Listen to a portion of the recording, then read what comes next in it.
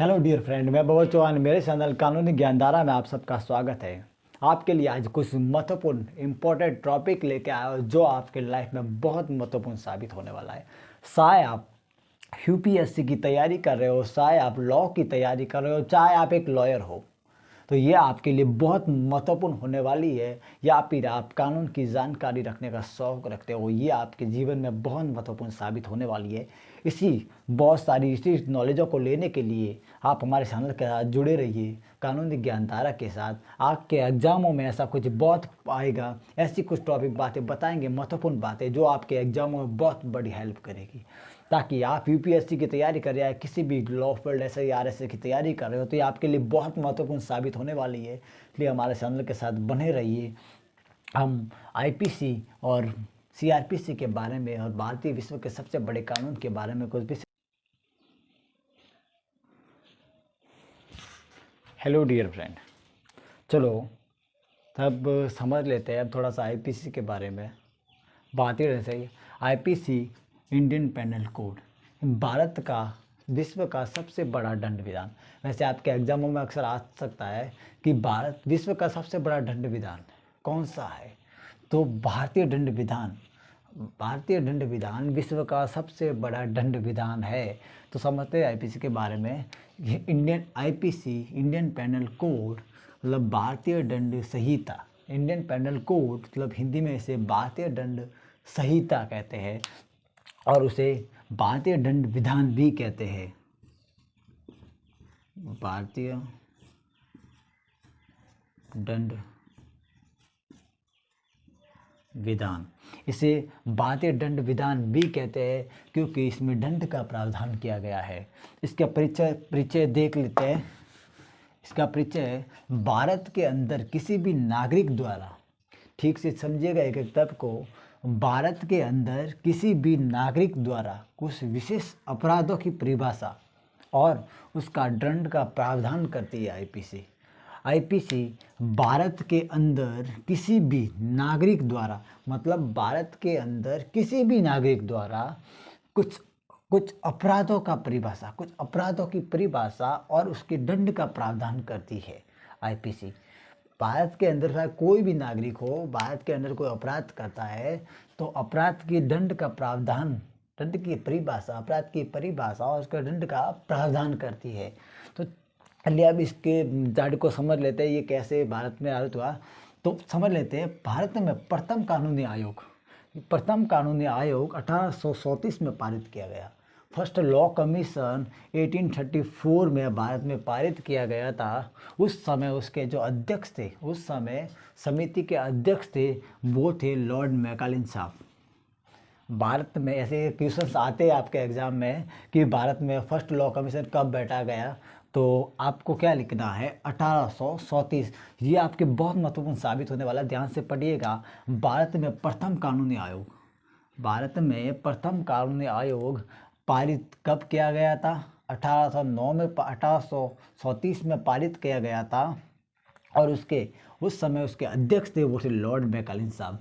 लेकिन उस समय उसके प्रस्ताव को पास नहीं किया गया था, उसके प्रस्ताव को रिजेक्ट कर दिया गया था। और इसके प्रस्ताव को कब पास किया गया था? जब चौथा कानून आयोग आया भारत में, जब चौथा कानून आयोग लाया गया 1860 में, तब भारत में 1860 में जब चौथा कानून आयोग लाया गया, तब भारत में आईपीसी को लागू कर दिया गया।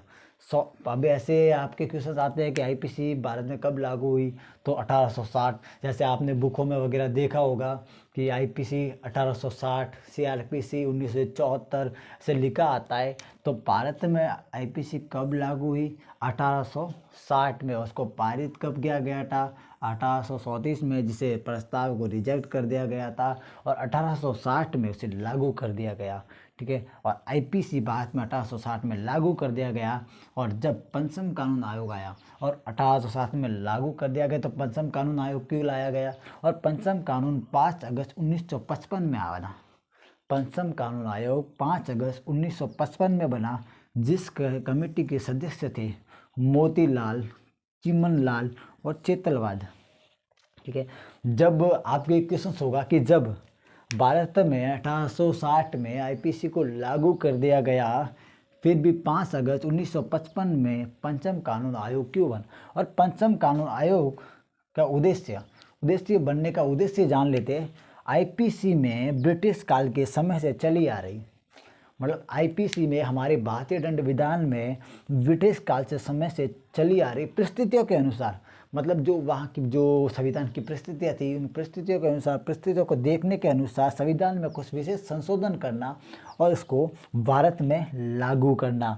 आप समझ गए होंगे इसका उद्देश्य क्या था पंचम कानून का। पंचम कानून का उद्देश्य था कि आईपीसी ब्रिटिश काल से चली आ रही, हमारे भारतीय दंड विधान ब्रिटिश काल के समय से चली आ रही उसके परिस्थितियों के अनुसार, मतलब जो ब्रिटिश काल में हमारा कानून चला आ रहा था उसके भारत की कानून की परिस्थितियाँ देखने के अनुसार संविधान में कुछ विशेष संशोधन करना और संशोधन करके उसको भारत में लागू करना। आप समझ गए होंगे, एक बार फिर से देख लीजिए।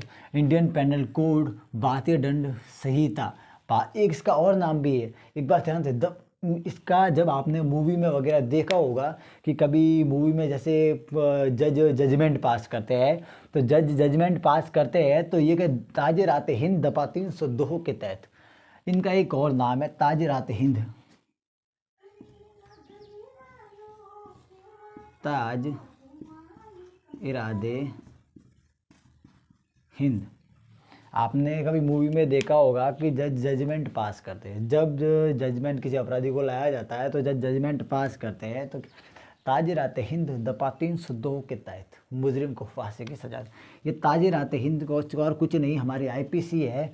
ये ताज़-ए-रात हिंद एक उर्दू शब्द है, ताज़-ए-रात हिंद एक उर्दू शब्द है और Indian penal code IPC Indian penal code English शब्द है, और भारतीय दंड संहिता, भारतीय दंड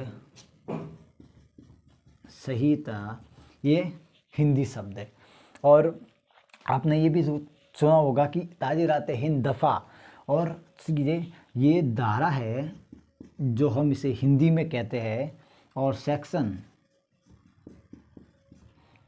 इंग्लिश में कहते हैं, और दफ़ा इसे उर्दू शब्द में कहा जाता है। तो समझ गए होंगे आप। ताज़-ए-इरादे का मतलब ताज़-ए-इरादे हिंद एक उर्दू शब्द है, ताज़-ए-इरादे हिंद, और दफ़ा एक उर्दू शब्द है, और सेक्शन इसे इंग्लिश में कहते हैं। एक बार फिर से इसको सही तरीके से समझ लीजिएगा, आपको बोर्ड नहीं दिख रहा होगा, एक बार सही तरीके से समझ लीजिएगा। आईपीसी विश्व का सबसे बड़ा कानून है, भारतीय कानून, हमारा भारत का कानून विश्व का सबसे बड़ा कानून है। इंडियन पेनल कोड, इसको इंग्लिश में इंडियन पेनल कोड कहा जाता है, और हिंदी में इसका नाम है भारतीय दंड संहिता। और इसका परिचय देख लीजिए, ध्यान से समझिएगा। भारत के अंदर किसी भी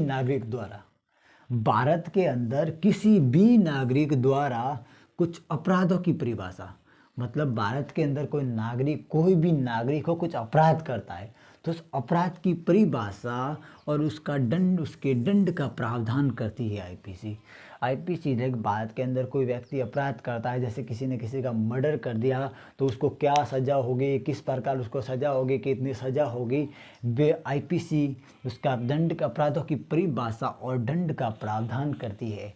तो अब तक भारत में फर्स्ट लॉ कमीशन, मतलब इसको कब जड़ तैयार हुई, भारत में इसको कब पारित किया गया। भारत में इसको 1837 में पारित किया गया था, जिस समय उसके अध्यक्ष थे लॉर्ड मैकाले साहब।